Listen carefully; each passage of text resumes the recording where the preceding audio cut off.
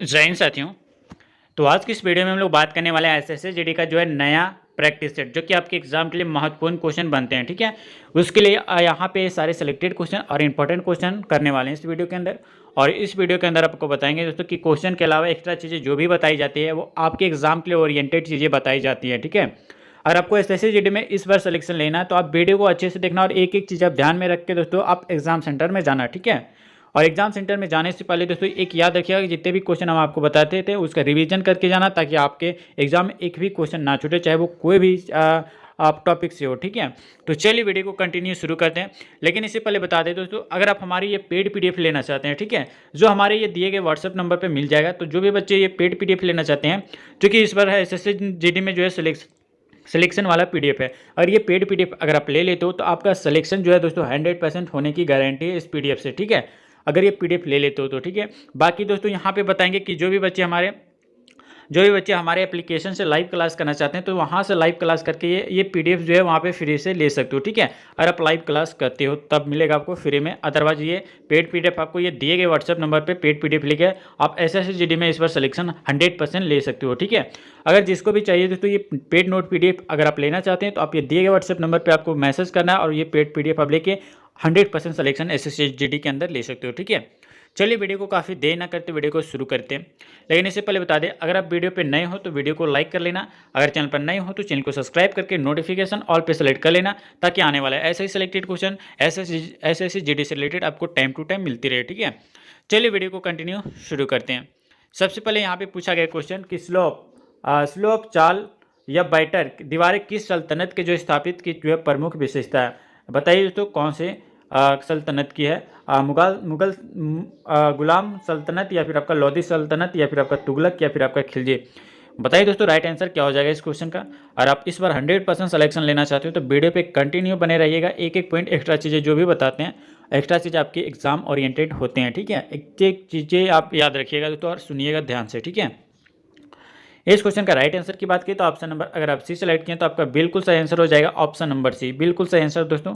और साथ ही बात करें कि स्लॉप वॉल या फिर आपका बैटर की जो है दीवारें जो है ये तुगलक वंश के शासक की जो है प्रमुख विशेषता है। साथ ही ये भी याद रखिएगा कि तुगलक कालीन, ठीक है, तुगलक कालीन स्थापत्य की जो है दूसरी विशेषता ये आपका मेहराब और आपका सरदल और आपका धरन के सिद्धांतों में जो है सिद्धांतों का जो है समन्वय था।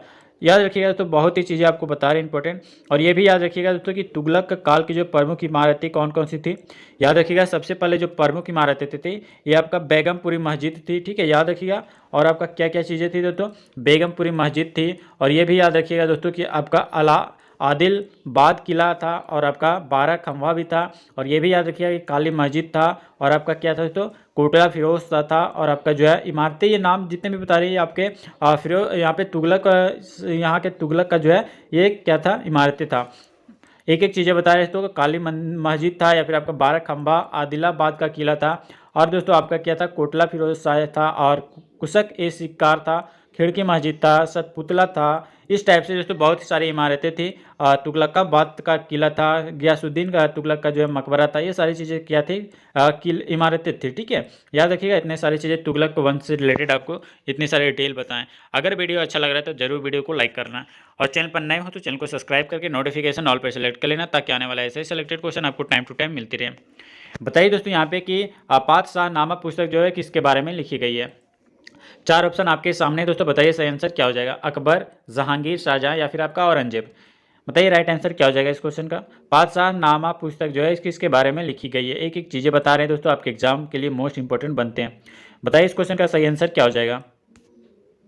अगर आप सी सेलेक्ट किए तो आपका बिल्कुल सही आंसर हो जाएगा दोस्तों ऑप्शन नंबर सी। साथ ही याद रखिएगा कि पातशाह नामा पुस्तक जो है ये शाहजहां के बारे में लिखी गई है। और साथ ही ये भी याद रखिएगा कि यह पुस्तक जो है ये अब्दुल हामिद लाहौरी द्वारा जो है लिखी गई है। और ये भी याद रखिएगा कि मुगल सम्राट शाहजहां के शासनकाल के दौरान एक यात्री और इतिहासकार भी था। इंपॉर्टेंट चीज़ें बता रहे, जितने भी एक्स्ट्रा चीज़ें दोस्तों आपके एग्जाम व्यू के लिए बहुत ही सिलेक्टेड है। और ये भी याद रखिएगा दोस्तों कि अब्दुल हामिद जो है अब्दुल हामिद लाहौरी जो थे ये अबुल फजल के एक शिष्य थे। ठीक है, याद रखिएगा आपके एग्जाम के लिए इंपॉर्टेंट बनते हैं। और यह भी याद रखिएगा दोस्तों कि अकबरनामा और दोस्तों पातशाहनामा के जो है संपादित संस्करण पहली बार जो है एशियाटिक सोसाइटी द्वारा जो है दिसंबर में जो है प्रकाशित किए गए थे, याद रखिएगा, ठीक है। और साथ ही पातशाहनामा के बारे में एक चीज़ और बताते हैं कि पातशाहनामा में जो है शाहजहां के जो है शासनकाल के दौरान जीवन और उस समय की जो है गतिविधियों का जो है वर्णन किया गया था। इंपॉर्टेंट है आपके एग्जाम के लिए। अगर इस बार एसएससी जीडी में सिलेक्शन लेना चाहते हो तो आप वीडियो पे कंटिन्यू बने रहिएगा। और अभी तक वीडियो को लाइक नहीं की तो लाइक करके चैनल को सब्सक्राइब कर लेना और नोटिफिकेशन ऑल पे सेलेक्ट कर लेना, ताकि आने वाले ऐसे ही सिलेक्टेड क्वेश्चन मिलते रही टाइम पर आपको। चलिए अगले क्वेश्चन की ओर बढ़ते हैं दोस्तों। और यहाँ पे आपका अगला क्वेश्चन पूछा गया कि पानीपत की पहली लड़ाई में जो है बाबर ने किसे जो है पराजित किया था, यानी किसे जो है हराया था बाबर ने। बताइए, 4 ऑप्शन आपके सामने दिया गया, एक एक चीज़ आपके लिए तैयार है दोस्तों। बताइए राइट आंसर क्या हो जाएगा। अगर आप ऑप्शन नंबर ए सेलेक्ट किए इब्राहिम लोदी तो आपका बिल्कुल आंसर सही हो जाएगा, Ibrahim Lodi, option number A, ठीक है। साथ ही याद रखिएगा कि पानीपत की जो है पहली लड़ाई जो है ये बाबर ने इब्राहिम लोदी को जो है पराजित किया था, यानी हराया था।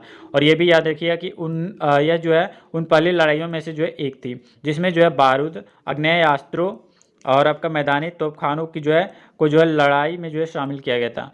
और साथ ही याद रखिएगा कि ये जो आपका 1556 में, ठीक है, याद रखिएगा कि वर्ष 1556 में जो है ये काबुल के शासक बाबर की जो है सेना ने दिल्ली के लिए जो है दिल्ली के सुल्तान इब्राहिम लोदी को जो है विशाल सेना को जो है पानीपत के प्रथम युद्ध में जो है कब हराया था, तो याद रखिएगा 21 अप्रैल को, ठीक है, 21 अप्रैल 1526 को जो है हराया था। इंपॉर्टेंट चीज़ें है दोस्तों, पानीपत की पहली लड़ाई बाबर और इब्राहिम लोदी से रिलेटेड, ठीक है। चलिए अगले क्वेश्चन की ओर बढ़ते हैं। और जो भी बच्चे को ये नोट पेड पीडीएफ चाहिए, इस पर सिलेक्शन लेना चाहते हैं जो भी बच्चे, वो दिए गए व्हाट्सअप नंबर पे मैसेज करके ये पेड पीडीएफ ले सकते हो और एसएससी जीडी में इस बार 100% सिलेक्शन ले सकते हो इस पीडीएफ से, ठीक है। इस पीडीएफ में दोस्तों आपका सारे सिलेक्टेड और इंपॉर्टेंट क्वेश्चन ही लिए गए हैं। चलिए बताइए राइट आंसर क्या हो जाएगा इस क्वेश्चन का। मध्यकालीन भारत में जो है ग्रांड ट्रंक रोड किसके द्वारा बनवाई गई थी। बहुत ही इजी क्वेश्चन है दोस्तों, आपके एग्जाम के लिए बन जाते हैं। बताइए सही आंसर क्या हो जाएगा। 4 ऑप्शन आपके सामने, अकबर, बाबर, शेरशाह या फिर आपका हुमायूं। बताइए सही आंसर क्या हो जाएगा इस क्वेश्चन का। आपके एग्जाम के लिए तैयार किया गया सारे सिलेक्टेड क्वेश्चन है, ठीक है। बताइए दोस्तों राइट आंसर क्या हो जाएगा। दोस्तों बात कर लेते हैं यहाँ पे ऑप्शन नंबर सी के बारे में, तो बिल्कुल आपका सही आंसर हो जाएगा, शेरशाह सूरी के द्वारा जो है बनवाया गया था। ऑप्शन नंबर सी आपका बिल्कुल सही आंसर हो जाएगा। साथ ही बात कर लेते हैं कि मध्यकालीन भारत में जो है ग्रांड ट्रंक रोड का निर्माण जो है ये 16वीं शताब्दी में किया गया था, ठीक है। याद रखिएगा 16वीं शताब्दी के दौरान जो है शासक शेरशाह सूरी ने जो है करवाया था।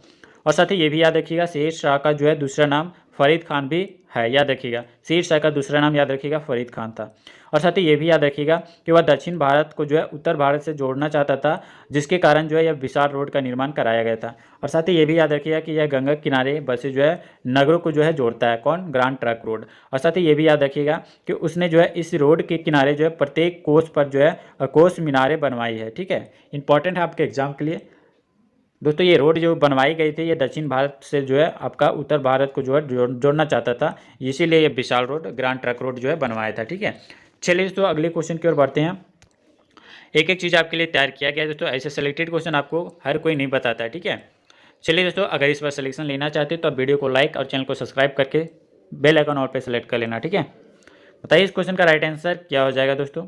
पूछा गया कि भारत में जो है वास्को डी गामा सर्वप्रथम कहाँ पर उतरा था। बताइए कन्नूर में, कोचीन में, कालीकट में या फिर आपका कोल्लम में। बताइए राइट आंसर क्या हो जाएगा इस क्वेश्चन का। एक एक चीज़ आपके लिए तैयार किया गया। अगर आप ऑप्शन नंबर सी सेलेक्ट किए तो आपका बिल्कुल सही आंसर हो जाएगा कालीकट। ऑप्शन नंबर सी आपका कालीकट बिल्कुल सही आंसर हो जाएगा। साथ ही बात कर लेते हैं कि भारत में वास्को डी गामा सर्वप्रथम जो है ये 20 मई को जो है आया था, ठीक है। 20 मई जो है 1498 को, याद रखिएगा दोस्तों, 20 मई 1498 को जो है केरल के कोझिकोड जिले के जो है कालीकट यानी कपड्डू गांव में जो है पहुंचा था, ठीक है। याद रखिएगा दोस्तों कहाँ पे, केरल के जो है कोझिकोड जिले के जो है कालीकट में पहुंचा था। और बता दें कि भारत पहुंचने पर जो है कालीकट के तत्कालीन शासक जो कि आपका जोमिरिन ने जो है वास्को डी गामा का जो है स्वागत किया था। साथ ही ये भी याद रखिएगा कि उनके साथ व्यापार करने की जो है संधि भी हुई थी। और साथ ही ये भी याद रखिएगा कि वर्ष 1502 में, ठीक है, तो याद रखिएगा दोस्तों यहाँ पे कि वर्ष 1502 में जो हुआ था ये क्या हुआ था, तो वर्ष 1502 ईस्वी में जो है वास्को डी गामा दूसरी बार जो है आपका भारत आया था। और पहली बार कब आया था, 20 मई 1498 को, और दूसरी बार जो आया था ये वर्ष 1502 ईस्वी में आया था। और याद रखिएगा कि कोची के राजा से व्यापार करने का जो है समझौता भी किया था जब दूसरी बार भारत आया था, ठीक है। और याद रखिएगा कि वर्ष 1524 में, ठीक है, 1524 में दोस्तों याद रखिएगा कि वास्को डी गामा ने जो है तीसरी बार जो है भारत पहुंचा था और उसकी जो है मृत्यु जो हो गई थी। तीसरी बार भारत आया था उसी टाइम जो है इसका मृत्यु हो गई था, जो कि आपका 1524 में ही इसका मृत्यु हो गया था। 24 दिसंबर 1524 को है जिसकी मृत्यु हो गई थी। और साथ ही ये भी याद रखिएगा उसे जो है हो गई थी, पहले उसे जो है कोची में ही दफना दिया गया था, ठीक है। वास्को डी गामा का जो है आपका कहाँ पे, कोची में ही दफना दिया गया था। लेकिन दोस्तों बाद में उसके 1538 में, याद रखिएगा दोस्तों ये इंपॉर्टेंट है कि 1538 में जो है दफनाने के बाद 1538 ईस्वी में जो है उन्हें कब्र जो है पुनः जो है कब्र खोदी गई और दोस्तों उसकी अवशेषों को जो है पुर्तगालियों ने जो है पुनः जो है वापस ले जाया गया, ठीक है। इतने सारी चीज़ें आपको वास्को डी गामा से रिलेटेड आपको बताएं। अगर वीडियो अच्छा लग रहा है तो जरूर वीडियो को लाइक करना है, ठीक है। और ये सारे डेट आपको याद रखना है क्योंकि भारत जो है वो पहली बार जो है वास्को डी गामा 1498 को आया था, दूसरी बार 1502 में और तीसरी बार जब आया था ये 1524 में आया था। और इसी वक्त जो है वास्को डी गामा की मृत्यु हो गई थी दोस्तों। और उसी जो वहाँ पे कोची में ही इसका जो है दफना दिया गया था आपका ये डेड बॉडी, ठीक है। और इसका जो है पुनः जो है 1538 में क्या किया गया था तो याद रखिएगा इसी 1538 में जो है इन्हें जो है अंग्रेजों ने जो है क्या, पुर्तगालियों ने क्या किया था, इसके अवशेषों को जो है पुनः वापस ले गया था 1538 में, ठीक है। याद रखिएगा आपके एग्जाम व्यू के लिए बहुत ही ज़्यादा इंपॉर्टेंट क्वेश्चन बनते हैं, सारे सिलेक्टेड चीज़ें आपको बता रहे दोस्तों। चलिए अगले क्वेश्चन की ओर बढ़ते हैं। अगले क्वेश्चन है दोस्तों कि निम्न में से जो है किसके शासन के दौरान जो है मुगल चित्रकला अपने चरम पर थी। बताइए, चार आंसर आपके सामने है, सही आंसर बताना है दोस्तों। इस क्वेश्चन का राइट आंसर क्या हो जाएगा। अगर इस पर सिलेक्शन लेना चाहते हो तो आप एक एक क्वेश्चन बारीकी से देखना, ठीक है। चार ऑप्शन आपके सामने औरंगजेब या फिर आपका शाहजहां, जहांगीर या फिर आपका अकबर। बताइए सही आंसर क्या हो जाएगा इस क्वेश्चन का। क्वेश्चन नंबर 16 का राइट आंसर बताना है दोस्तों, अगर पता है तो, ठीक है। बताइए राइट आंसर क्या हो जाएगा।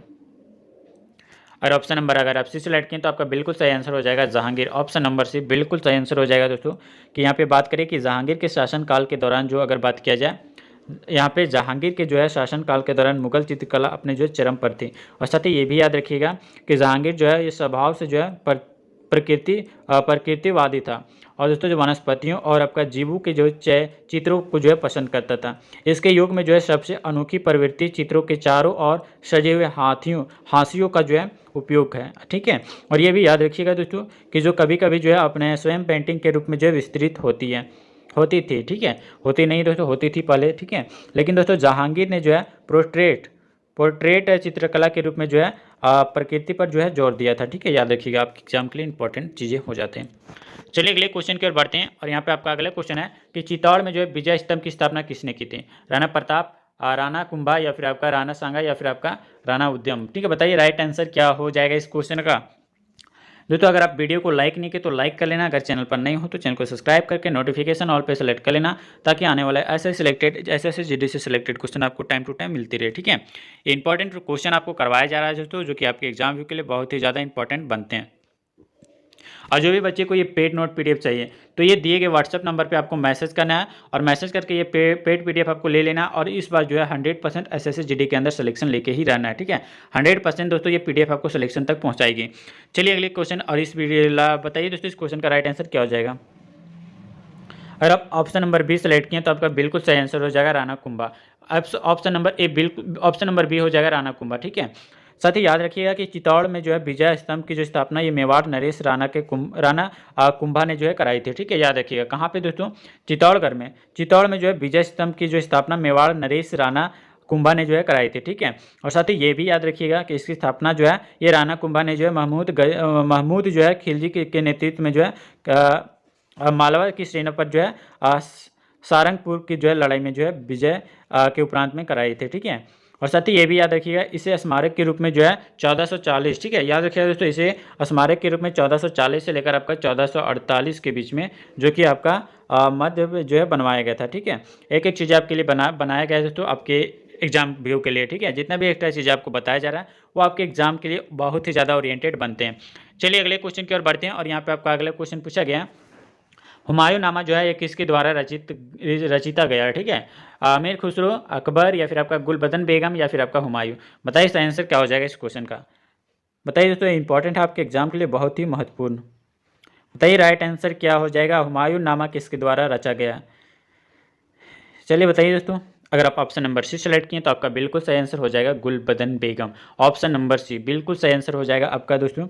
साथ ही बात कर लेते हैं दोस्तों अब यहाँ पे कि हुमायूं नामा, ठीक है, यहाँ पे अगर बात किया जाए कि हुमायूं नामा जो है पुस्तक जो है ये गुलबदन बेगम द्वारा रचा गया है। और ये जो हुमायूं की जो है सतोली बहन थी, गुलबदन जो थी दोस्तों ये हुमायूं की जो है सतोली बहन थी। और साथ ही ये भी याद रखिएगा कि यह पुस्तक जो है हुमायूं के जीवन काल का जो है वर्णन करती है, ठीक है, याद रखिएगा दोस्तों। और ये तुर्की भाषा में जो है लिखी गई है। इंपॉर्टेंट चीज़ें आपको बता रहे हैं, आपके एग्जाम व्यू के लिए इंपॉर्टेंट बहुत ही ज़्यादा रह जाते हैं। और इस बार सिलेक्शन लेना है एसएससी जीडी के अंदर तो बिना स्किप करे आप वीडियो को जरूर देखना। और जो भी आपको सिलेक्टेड क्वेश्चन का पीडीएफ लेना चाहते हैं ये हमारे दिए गए व्हाट्सएप नंबर पर मैसेज करके ये पीडीएफ आप ले सकते हो और सिलेक्शन तक पहुँच सकते हो, ठीक है। चलिए अगले क्वेश्चन की ओर बढ़ते हैं। और यहाँ पे दोस्तों आपका अगला क्वेश्चन है कि अल बरूनी ने जो है अपनी पुस्तक किताब उल हिंद, ठीक है, किताब उल हिंद भाषा में जो है लिखी थी। बताइए कौन सी भाषा में लिखी थी? संस्कृत भाषा में, अरबी भाषा में, फारसी में या फिर आपका सीरियाई भाषा में? बताइए दोस्तों अल बरूनी ने जो है अपनी पुस्तक जो है किताब उल हिंद जो है वो किस भाषा में लिखी थी? बताइए, 4 ऑप्शन आपके सामने दे दिया गया है। सही आंसर पता है तो आप बताइएगा मेरे देने से पहले, ठीक है। बताइए इस क्वेश्चन का सही आंसर क्या हो जाएगा। एक एक चीज़ें तैयार किया गया दोस्तों आपके एग्जाम व्यू के लिए। बताइए इस क्वेश्चन का राइट आंसर क्या हो जाएगा। अगर आप ऑप्शन नंबर बी सेलेक्ट किए बिल्कुल सही आंसर हो जाएगा अरबी भाषा में, ठीक है, ऑप्शन नंबर बी। साथ ही याद रखिएगा यहाँ पे कि अल बरूनी ने जो है अपनी पुस्तक किताब उल हिंद जो है वो अरबी भाषा में लिखी थी। और यह दोस्तों याद रखिएगा कि यह किताब जो है धर्म और दर्शन, उत्सव, खगोल विज्ञान व जो है रीति रिवाजों और दोस्तों प्रथाओं और आपका माप विधियों और मूर्ति कला वह आपका विज्ञान के नियमों पर जो है आधारित है। और जो आपका विषयों के पर आधारित है 80 अध्यायों में जो है विभाजित किया गया, ठीक है। किताब उल हिंद ये याद रखिएगा दोस्तों, किताब उल हिंद है ये 80 अध्याय में जो है बांटा गया है, ठीक है। वो कौन कौन सी बुक बांटा गया आगे हम नेक्स्ट वाले वीडियो में आपको बताएंगे, ठीक है। अगर आप वीडियो को लाइक नहीं की तो लाइक कर लेना, अगर चैनल पर नहीं हो तो चैनल को सब्सक्राइब कर लेना, ठीक है, ताकि आने वाला ऐसे सिलेक्टेड पॉइंट आपको टाइम टू टाइम मिलते रहे। चलिए बताइए दोस्तों और एक चीज़ और भी याद रखिएगा कि अल बरूनी ने जो है इस्लामी स्वर्ण युग के दौरान जो है एक नए ईरानी विद्वान भी थे। और ये भी याद रखिएगा कि उस विभिन्न नामों में से जो है जाने जाते थे। याद रखिएगा कि भारतीय विद्या का जो है संस्थापक जो है और तुलनात्मक धर्म का जो है जनक जो है, आधुनिक भूगणित का जो है जनक और पहला जो है मानव विज्ञानी भी जाने जाते हैं, ठीक है। चलिए दोस्तों आगे क्वेश्चन की ओर बढ़ते हैं। और जो भी सारी चीज़ें आपको बताए जा रहे हैं वो आपके एग्जाम से ओरिएंटेड है। चलिए बताइए इस क्वेश्चन का राइट आंसर क्या हो जाएगा। मोहम्मद गौरी की जो है सेना और पृथ्वीराज चौहान के बीच में 2 बार युद्ध हुआ, जिसमें जो है किस युद्ध की जो है दूरी सबसे किस युद्ध की जो दूसरी लड़ाई जो है 1192 पृथ्वीराज चौहान हार गए थे और उनके राज पर जो है कब्जा कर लिया था। बताइए कन्नौज, पानीपत, पलासी या फिर आपका तराइन? बताइए इसका आंसर क्या हो जाएगा इस क्वेश्चन का। और इस वीडियो का लास्ट क्वेश्चन होगा जो कि आपके एग्जाम व्यू के लिए बहुत ही इंपॉर्टेंट बताया गया। बताइए राइट आंसर क्या हो जाएगा। अगर ऑप्शन नंबर डी सेलेक्ट किए तो आपका बिल्कुल सही आंसर हो जाएगा तराइन का। और यहाँ पे देख सकते हो ऑप्शन नंबर डी, ठीक है। अगर बात किया जाए तो कि मोहम्मद गौरी की जो है सेना और पृथ्वीराज चौहान के बीच में जो है 2 बार युद्ध हुआ था, जिसमें तराइन की जो है दूसरी लड़ाई में जो है पृथ्वीराज चौहान हार गए और मोहम्मद गौरी ने जो है अपना राज पर जो है कब्जा कर लिए गए थे, ठीक है। साथ ही ये भी याद रखिएगा तराइन का जो है प्रथम युद्ध भी जो है पृथ्वीराज चौहान और मोहम्मद गौरी के जो है बीच में हुआ था। कब दोस्तों याद रखिएगा 1191 में, ठीक है। प्रथम युद्ध 1191 और दूसरा युद्ध जो है 1192 में किया गया था। और ये भी याद रखिएगा दोस्तों कि जिसमें से पृथ्वीराज चौहान 1191 वाला में जो है जो कि आपका पृथ्वीराज चौहान जो थे, याद रखिएगा दोस्तों कि 1191 वाला युद्ध में जो है जिसमें पृथ्वीराज चौहान ने जो है मोहम्मद गौरी को जो है बुरी तरह से जो है हराया था, यानी पराजित किया था। चलिए दोस्तों इतने सारे डिटेल आपको बताएं। अगर वीडियो अच्छा लगा तो वीडियो को लाइक कर लेना, अगर चैनल पर नए हो तो चैनल को सब्सक्राइब करके नोटिफिकेशन ऑल पे सेलेक्ट कर लेना, ताकि आने वाला ऐसा ही सिलेक्टेड क्वेश्चन आपको टाइम टू टाइम मिलते रहे और आपका एसएससी जीडी का जो है इस बार सिलेक्शन 100% लेना है, ठीक है। और दोस्तों याद रखिएगा इस बार अगर आप एसएससी जीडी में सिलेक्शन लेना चाहते हो तो ये दिए गए व्हाट्सअप नंबर पर आपको मैसेज करके ये पेड पीडीएफ आप जो है जो कि सिलेक्शन वाला पीडीएफ है, आप सिलेक्शन वाला पीडीएफ लेके दोस्तों आपको 100% आपको एसएससी जीडी में सिलेक्शन ले लेना है, ठीक है। तो चलिए दोस्तों वीडियो कैसा लगा आप हमें कमेंट बॉक्स में बताना, वीडियो कैसा लगा आप कमेंट बॉक्स में जरूर बताना। और वीडियो का क्वेश्चन का लेवल क्या था ये भी हम आपको बताना, और कितने आंसर आप कर पाए इनमें से आप ये भी बताना, ठीक है। और ये सारे वीडियो में से आपको कितना नॉलेज प्राप्त हुआ ये भी आपको बताना है दोस्तों, ठीक है, ताकि आपको पता चल सके कि आपका क्वेश्चन यानी आपका लेवल क्या है एग्ज़ाम का तैयारी का, ठीक है। तो चलिए वीडियो को काफ़ी देर ना करते वीडियो को एंड करते हैं और मिलते हैं दोस्तों फिर कि नेक्स्ट सेलेक्टेड क्वेश्चन के साथ, नेक्स्ट इंपॉर्टेंट क्वेश्चन के साथ और नेक्स्ट प्रीवियस ईयर क्वेश्चन के साथ। और तब तक के लिए दोस्तों जय हिंद, वंदे मातरम।